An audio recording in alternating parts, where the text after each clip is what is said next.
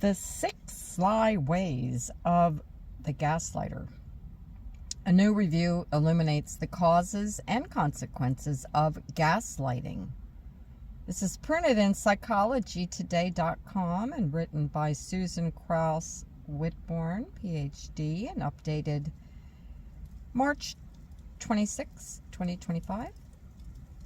Gaslighting has received popular attention, but relatively little empirical research.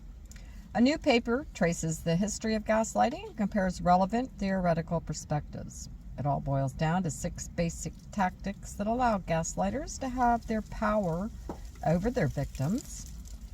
It seems that everyone's heard the term gaslighting by now, given its rapid ascent in popularity.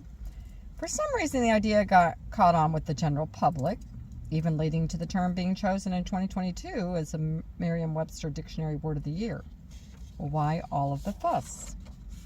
Undoubtedly the case that the behavior has gone on for millennium. Anyone trying to pretend that something has happened is likely to try to rewrite history to make the bad event disappear in the mind whoever was affected by it. Sometimes people do this to get out of trouble. Sometimes people do it to avoid admitting it to themselves.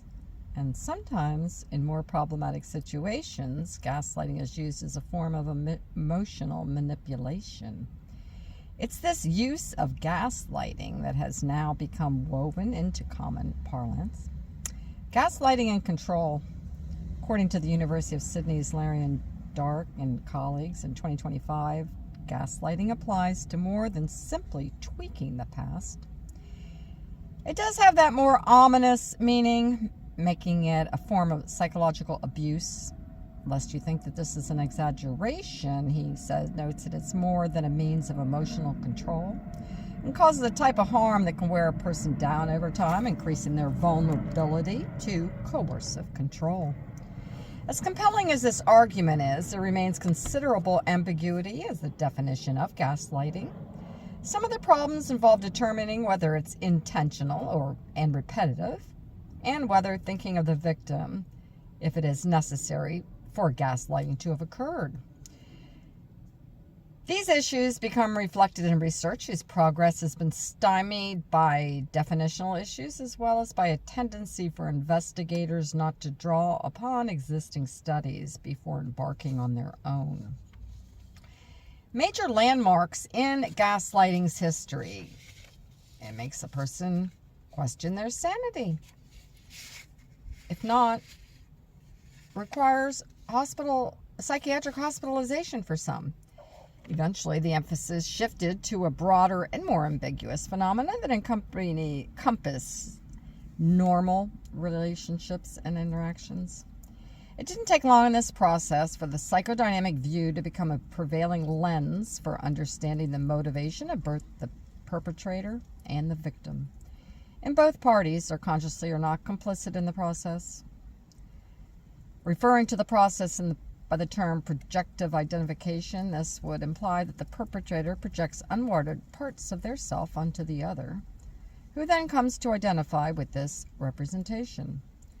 The next shift in literature involves a focus on individual differences, suggesting that there's a typology of gaslighters: the glamour type, the good guy, and the intimidator.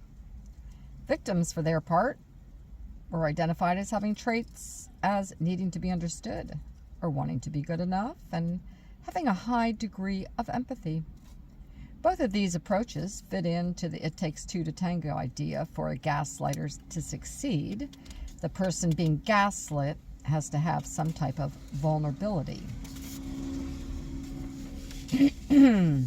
Somewhat later, and perhaps predictably, the dark triad entered into the equation.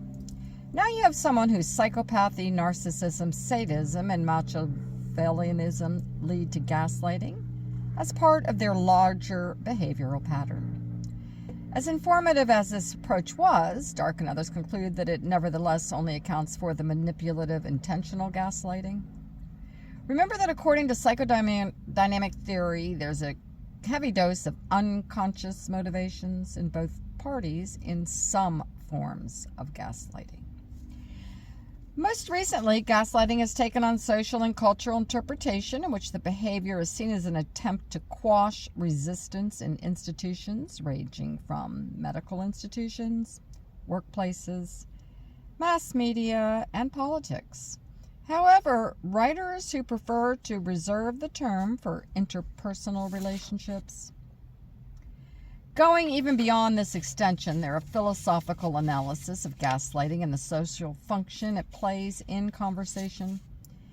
In its extreme form, gaslighting used in this way prevents the victim from feeling entitled to their point of view, or even understanding that there's a shared reality. You might get into a legitimate argument with someone only to be told that you're overreacting.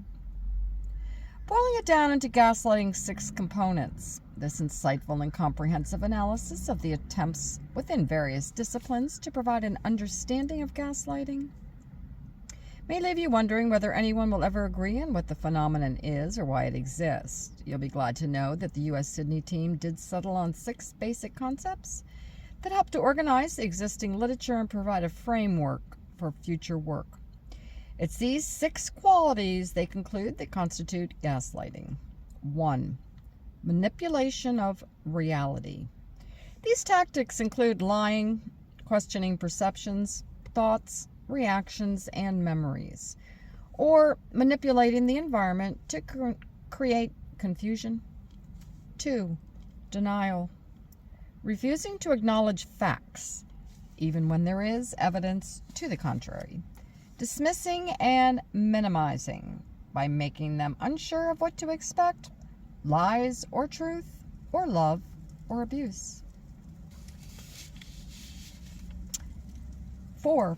Isolation. Coercing the victim to spend less time with family and friends, therefore cutting off their sources of support and views of reality. Or they may do that through the family and friends. 5. Coercion. Making the target feel that it's necessary to come to a resolution to restore peace and stability within the relationship. The abuse plays on the target's fear of being left or abandoned. 6. Creating self-doubt. For gaslighting to work, the victim must feel put off guard, enough to wonder about their self-worth.